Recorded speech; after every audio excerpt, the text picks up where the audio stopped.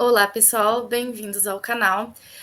Nós somos acadêmicos do 6º período de Psicologia da Univel e esta apresentação está vinculada à nossa matéria de Extensão Institucional, que é regida pela docente Lucimaira Cabreira. O meu nome é Aline Letícia e juntamente comigo irão apresentar, então, esse trabalho a acadêmica a Camila Alexandre, Francine Venceslau, Guilherme de Paula, Júlia Pescara, Tainara Maravilha, Tânia e a Tânia Andreoli. Bom, a gente vai abordar, então, nesse vídeo, os transtornos alimentares e a adolescência. Mas agora a gente quer entender o que é o transtorno alimentar. O transtorno alimentar ele é um distúrbio do comer que afeta principalmente, intimamente e prejudicialmente a relação que o indivíduo tem com a comida, o que acaba por comprometer a sua saúde física e o seu funcionamento psicossocial. Cerca de 70 milhões de pessoas no mundo são afetadas por transtornos alimentares, segundo o Ministério da Saúde. E aqui no Brasil, a porcentagem é de 4,7%. Mas o que é mais alarmante e demanda mais atenção é que boa parte dessa população afetada é a população de adolescentes e jovens adultos. Se estima ser cerca de 10%. Então, a adolescência, então, é um período que a gente tem que dar mais atenção, pois, devido a ser, uma fase mais conturbada, com muitas mudanças, adaptações, é muito conflituosa, então acaba sendo um período de predisposição para o desenvolvimento de transtornos alimentares. Além disso, vale ressaltar que dentro dos transtornos mentais, os transtornos alimentares são os que têm maior taxa de mortalidade. Além de comprometerem fisicamente, também comprometem psicamente. E aí eles vêm acompanhados de outras comorbidades, como a depressão e a ansiedade. Além disso, eu trouxe dados sobre os transtornos alimentares, que são estudos epidemiológicos que apresentam um percentual de comportamentos alimentares inadequados que são relevantes e que indicam fatores de risco para o desenvolvimento de transtornos alimentares. Esses dois primeiros são de 2002 e 2003, mas a gente também tem um de 2023 que também apresenta esses dados que são muito relevantes para a gente perceber que os transtornos alimentares aconteciam antigamente, mas ainda são muito atuais e podem ter sido agravados devido à pandemia. Bom, no decorrer desse trabalho, a gente vai denotar, então, os sintomas e sinais para a gente conseguir perceber um transtorno alimentar.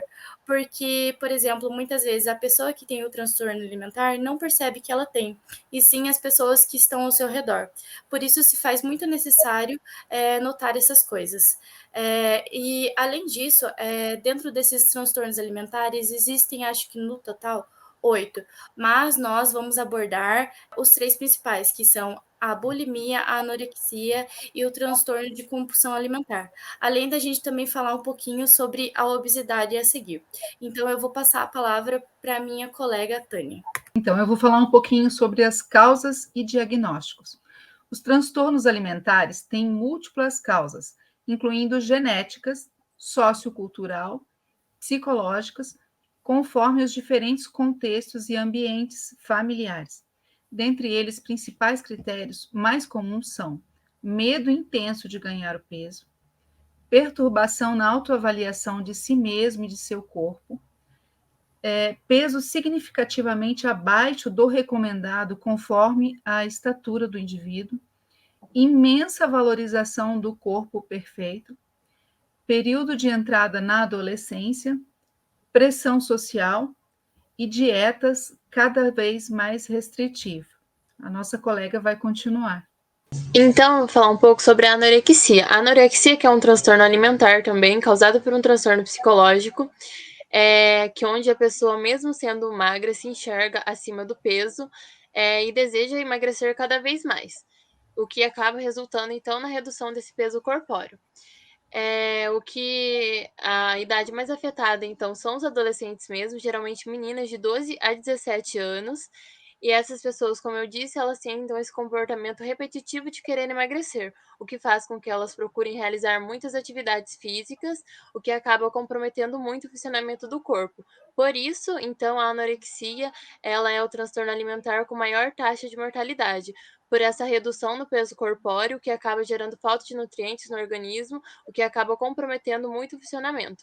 E também ela tem um alto índice de suicídio, porque como a nossa colega Aline disse, geralmente ela vem acompanhada de algum outro transtorno. Aí a minha colega vai continuar a fala.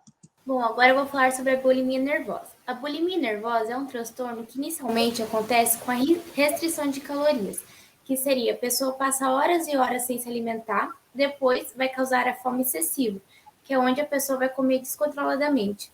Isso vai causar uma imagem de culpa e vergonha. Aí ela vai utilizar o comportamento compensatório, que seria induzir o vômito, usar laxantes e até praticar atividades físicas em grande quantidade. Geralmente, a bulimia acontece mais em mulheres do que em homens. A faixa etária de mulheres é entre 17 a 23 anos e de homens de 20 a 25 anos. Geralmente é causado mais em adolescentes. Uma característica importante da bulimia é que as pessoas tendem a consumir alimentos com alto teor de açúcar e de gordura, e o peso de culpa sempre fica nela. A autoavaliação indevidamente influenciada pela forma e pelo peso corporal. Agora eu vou passar para minha colega. O transtorno de compulsão alimentar, o TCA, ele é definido pela ingestão de uma quantidade de alimentos muito grande comparada à maioria dos indivíduos, por um determinado tempo. Então, a pessoa come muito, muito rápido, mais do que a maioria das pessoas comeria. Algumas características têm aspectos objetivos, que são os critérios do DSM, que é o que caracteriza a doença, o transtorno, e os aspectos subjetivos, que tem ali sentimento de culpa ou vergonha, porque é uma coisa mais subjetiva, e as pessoas que têm esse transtorno, elas relatam muita culpa e vergonha, tanto que na maioria dos casos, quando chega alguém no local que a pessoa está comendo, ela para de comer, ou ela sente muita vergonha de comer em um ambiente que tem mais pessoas. As pessoas relatam também alguns eventos estressores antes dos primeiros episódios de compulsão alimentar acontecerem, como término de relacionamento, problema financeiro, a morte de algum parente, familiar, alguma pessoa querida. A perda de controle também faz elas sentirem vergonha. E diferente da bulimia, como a Tanara explicou, não tem esse processo de compensação. Então, a pessoa come, mas ela não tenta eliminar o que ela comeu, vomitando ou tomando laxante, enfim. E a bulimia e a TCA têm também grandes índices de suicidas, igual a Fran falou da anorexia também. Agora passo a palavra para o Guilherme.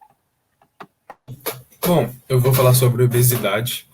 E a obesidade, mais qualquer tudo, ela é algo coberto de preconceitos.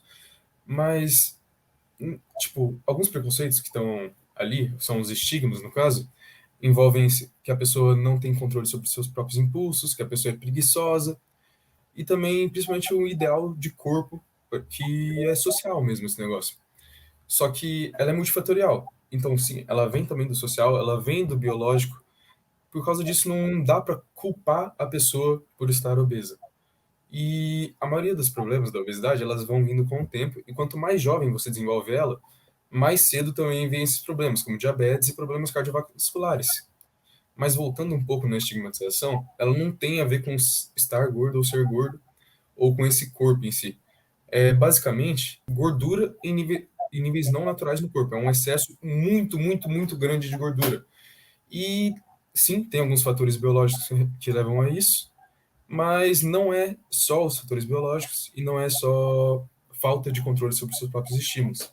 E por causa disso também, acaba desenvolvendo, assim como todos os outros transtornos, a ansiedade e a depressão são bem presentes dentro dela. Também, porque o que influencia você desenvolver no fator, tanto do preconceito, acaba fazendo com que você não se sinta bem com o seu próprio corpo. Daí tem os fatores familiares, tipo, a própria pressão, não tem um apoio da família em si para você passar por aquela fase. Às vezes acaba te colocando a culpa naquilo lá em vez de te apoiar.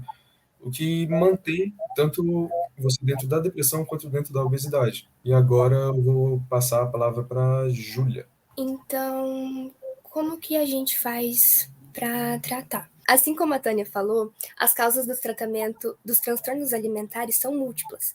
Por isso, o tratamento de escolha ele é sempre multidisciplinar. A equipe mínima que deve tratar esses transtornos é um psicólogo, um psiquiatra que seja capacitado para tal situação e um nutricionista. E em casos do adolescente, é interessante também um clínico geral estar acompanhando, e assim como ele está fazendo também terapia familiar, pois a família ela ajuda muito nesse processo. Eles fazem parte da recuperação desse adolescente, né?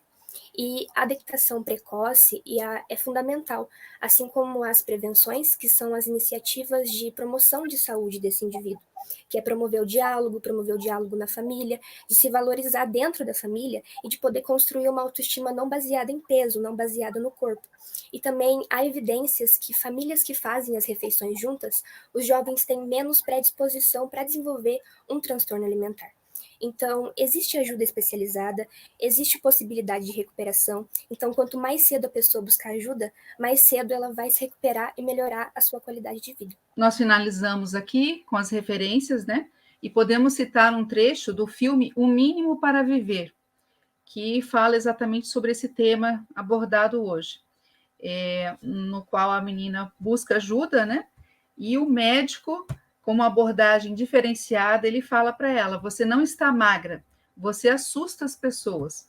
Acho que você gosta disso, mas se continuar assim, um dia não vai mais acordar.